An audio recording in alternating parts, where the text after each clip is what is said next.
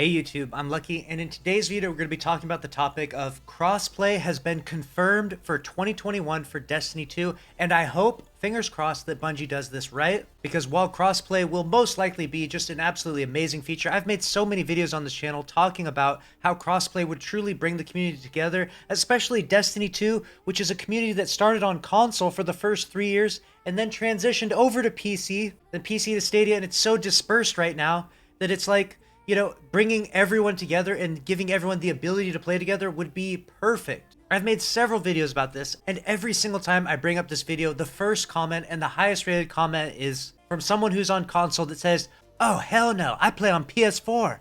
I don't want crossplay. I don't want to play against cheaters and cracked mouse and keyboard players. That's not fair."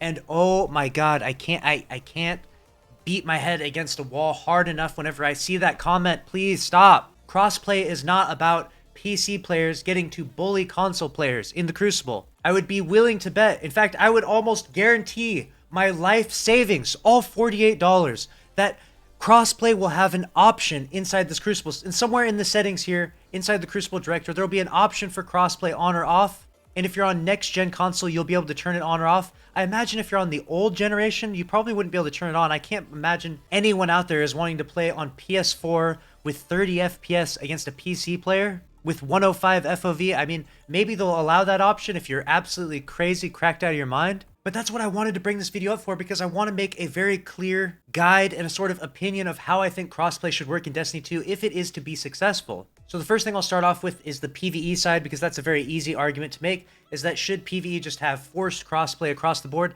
Personally, I don't really think it's going to matter much. If you go into a strike and you match up with someone who's on PS4, PS5, Xbox, PC, or Google Stadia, that really shouldn't matter much, right, for a strike? Or really for any match-made activity in that regard. Really, when it comes to PvE and any sort of PvE activity, I'll call it forced crossplay, which is just non-optional crossplay. I just don't see it being as big of an issue in these playlists. But now as we progress over from PvE to the PvE/PvP world where you have Gambit, I could potentially see crossplay being a bigger issue here. You know, if you're a console player on your PS4 and you're out there banking moats in Gambit and someone invades and they're on PC with 240 frames and 105 FOV, they're going to absolutely clap you.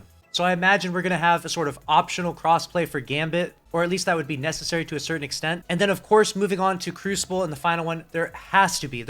Bungie cannot fuck this up. Bungie cannot mess this up in any way. There has to be optional crossplay for the Crucible. And I personally, I want to take it one step further, and I think that there should be optional crossplay for both PC players and for console players. And let me clarify what I mean by that. In all the other optional crossplay options, essentially you create the option for the console player so that way they don't have to play against a PC player. But it would be kind of nice to be fair to both sides and allow PC players to not have to match against console players if they choose to opt out of it. The reason why I say this is because I am a mouse and keyboard player. I play on PC, and it would be kind of nice to just play against other people using mouse and keyboard. I do find it a bit frustrating when the sandbox is improperly adjusted, and you have crazy weapons like the Last Word with aim assist that just absolutely fucking melt people's faces off with controller, but then on mouse and keyboard it's just not very good. Stuff like that drives me crazy, and I know other PC players out there get driven crazy by this. So please, please, please, Bungie, if you watch this, or Bungie dev if you see this, try to be fair to both sides and give us all the option, at least in Crucible, so that way we can more or less decide